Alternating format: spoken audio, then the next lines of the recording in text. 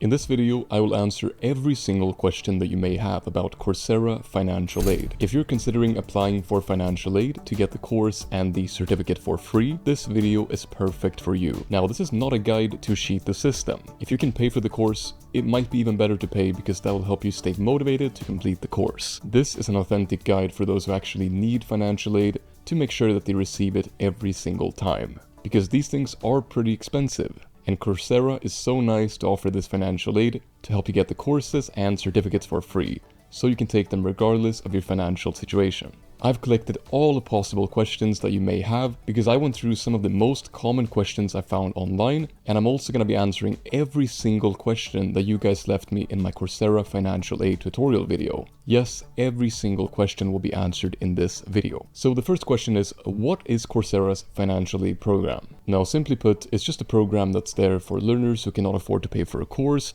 or a specialization. And the entire goal is to kind of provide access to the full course content, including all the graded assignments and the certificates upon completion, even to learners who are not paying for the subscription but just to give them at least a discount. It used to be completely free, but now it's more usually a discount, but a very solid discount. How do I apply for financial aid on Coursera? It is very simple. Just go to the course page. Ideally, you could also go to the specialization page, but generally speaking, you go to the course page, click the small financial aid link, and fill out the application form. It's next to the button where you enroll in the course. And you'll just need to provide some basic information about your situation and why you need aid in most cases. But more specifically, what information do I need to provide in the financial aid application? Now, if you are requested to provide more details, you're going to need to provide details about your financial circumstances, generally speaking, to make a good application, including your income, your employment status, education background, really just explaining why you need financial aid. Most people overcomplicate this and they think way too much, but the honest truth is that if you actually need financial aid,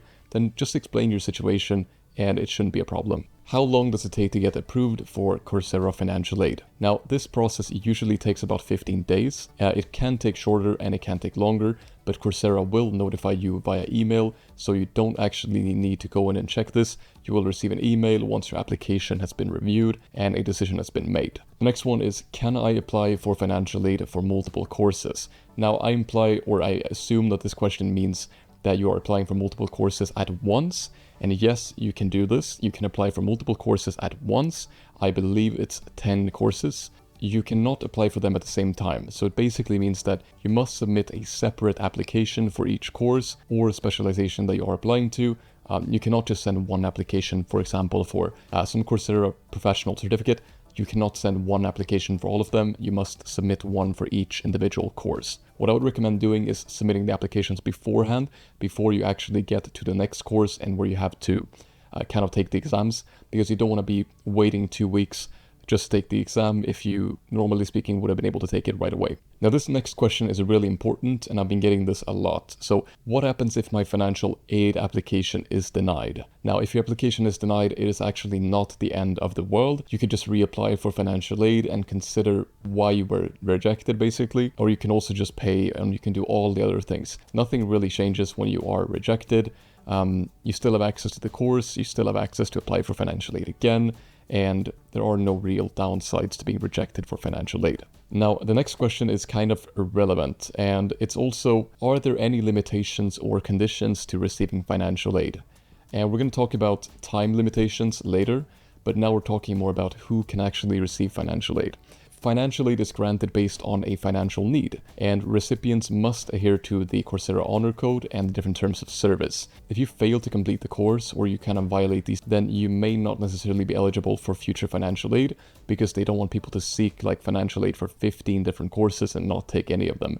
It's just a lot of work for them, and it's not fair for anyone. There are really no specific financial limitations to receiving financial aid, like specifically how much money you can make or something, at least not publicly. But it's fair to say, or safe to say, that if you are putting in a very high salary, they might be questioning it. The higher the salary that you put in, for example, the more justification will be required to receive your financial aid. If you are making a very low salary or a very low income, then it will, generally speaking, be easier, even if you don't justify it as properly. So if you are in a better situation, you might have to justify it more, or better situation on paper, I should say, because not keep if you have a lot of expenses spouses and so on. You might be a student, but it's important to consider those things as well. You may have a family to provide for, different things. Now, the next question is, can I get financial aid if I have already started the course? And yes, you can apply for financial aid even if you already started the course. I would personally even recommend starting the course, because sending a financial aid application will take a little bit, and you don't want to send an application for a course that you're not going to take. So it's better to just enroll in the course for free, see if you like it, and if you do like it, then you can apply for financial aid, and also for the other courses if you're taking a specialization or a professional certificate. What types of courses offer financial aid on Coursera?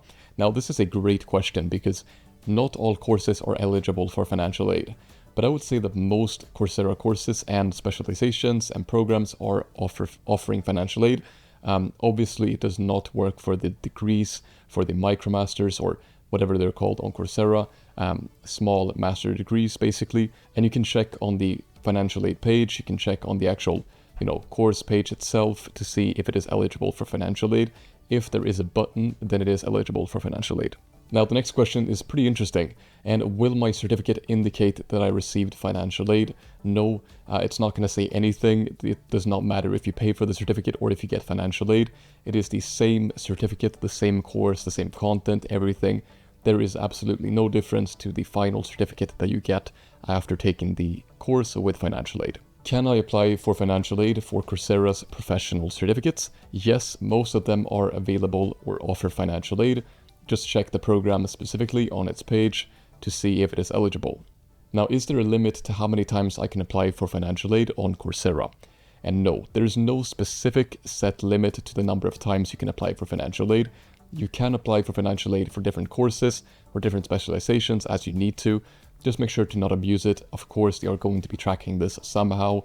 If you're applying for 100 courses just randomly, they're probably not going to accept you. They have their own systems, but just if you're doing this ethically, there's not going to be any problems. There's no specific limit for this. And the final question before we get into the viewer questions is going to be, do I need to repay the financial aid I receive from Coursera? No, financial aid provided by Coursera does not need to be repaid. You receive a financial aid. It is not some kind of loan that you're taking. It is a grant to help you access the course or the specialization. So there's nothing to repay at all. Now we're going to cover some of the viewer questions that I received on my financial aid video talking about Coursera. And some of these are going to be very relevant. Some are a little bit strange, we'll see.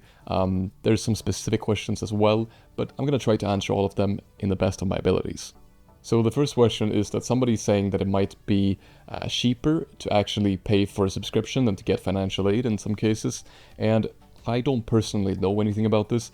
This might be true if it is a pretty expensive course, so you may want to compare as well. Now that Coursera's mostly changed their program from full financial aid to partial financial aid, usually around 80% max. It's important to consider this as well, that sometimes it might be different now with the pricing. I have not seen this. It's a pretty new thing that they're actually charging for financial aid as well, so we'll have to see about this. Now, there are some questions specifically about each individual course. I'm not going to be answering these ones, but I will answer the other thing. There's a guy saying that he received 2 100% financial aids this year, and that's totally possible. I don't know when they actually changed the financial aid system, so we'll see for which ones. There's also a guy saying, thank you for the insights. I've tried to apply for financial aid, but each time I click the option of financial aid available, it takes me to an ad page. Please, what do I do? Now, this is a very specific question. I'm not exactly sure where you're clicking, but if you are clicking the proper button, it should send you to a financial page, financial aid page. The button right next to, or the small link right next to the button on the actual course page itself. If you are being sent to the trial subscription or something, then you can also go into each individual page. I believe that you are clicking on the wrong button. It could be they're clicking on the actual start certificate trial or something, which is not the thing that we're looking for here. It is financial aid. There's another comment about what to do once you receive financial aid. And if you're not enrolled in the course, just enroll and the financial aid is going to be available to you right away. It's basically attached to your account, so you can just start right away. And there's another comment here about the specific limits. Again, there are no specific defined limits as long as you don't go crazy about it. But next comment is also, if I do a specialization or a certificate and I get approved for the first and second courses, what if the third course financial aid application gets rejected? Yes, that is also going to be a risk, of course. if you are accepted for the first one, I wouldn't really think that it's a risk. But what you can do is that if you're starting one and you're really worried about this, you can of course apply for all of them at the same time. I believe that you can apply for around 10 courses at the same time. So if you are starting a certificate and you don't want to do this, you don't want to risk it, you could of course apply for them all at the same time once you get started. Next question is, if someone finishes a course in the 7-day free trial, will he get the certificate for free? And technically yes, because you're able to finish it in the free trial, but it's going to be pretty hard to do that in practice if you are not. Technically you could enroll in the course and do that, but generally speaking, I would say that financial aid is a better option for most people. I have received an email from Coursera specifying a fee for each course, although I have informed them of my intention to proceed without payment. It seems that I must pay the fee to access the videos because in the country where I reside, non-payment is not an option. Yeah, generally speaking now, Coursera is not offering full financial aid, so there will be some form of payment required, unfortunately. We'll see if this changes in the future, but for now, that's kind of how it is. Next question is, I got a specific course for free and another course for free, but recently they just asked me to pay 10%, and yes, that's how it's changed. It is now not completely free from my experience. The next question is about starting the free trial and if you should cancel and audit the course and try to get a discount. There are many different things that you can do, but I would just recommend that if you are getting financial aid, that might be one of the best options. You'll be able to save a lot of money if you get the full financial aid. And the final question is about how to pay the financial aid. There is a guy here who's struggling to pay with PayPal, seems to not be working. Now, I cannot give you any tips about specific payment processors, but you can find a lot of information about that on Coursera and their actual payment pages. They do offer articles about this, and you can also contact their support. Now, that is going to be a lot of questions answered, and I hope that I answered your question. If I did not, feel free to drop a comment below, and we can get that answered as well. Thanks for watching this video, and I hope to see you in the next one.